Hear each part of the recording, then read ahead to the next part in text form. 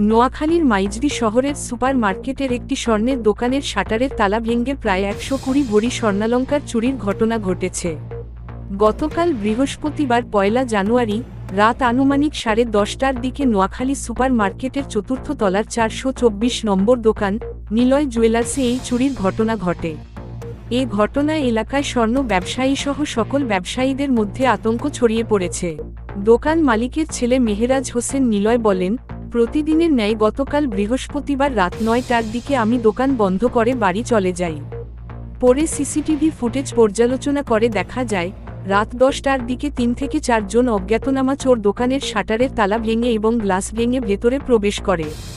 এ সময় দোকানের ডিসপ্লেতে রাখা আনুমানিক ১২০ ভরি স্বর্ণালংকার চুরি করে নিয়ে যায়। সুধারাম থানার ভারপ্রাপ্ত কর্মকর্তা ওসি তৌহিদুল ইসলাম বলেন, খবর পেয়ে পুলিশ ঘটনাস্থল পরিদর্শন করেছে। সিসিটিভি ফুটেজ সংগ্রহ করা হয়েছে। তবে দোকানের মালিক এখনও সঠিক জানাতে পারেনি কত ভরি স্বর্ণ চুরি হয়েছে।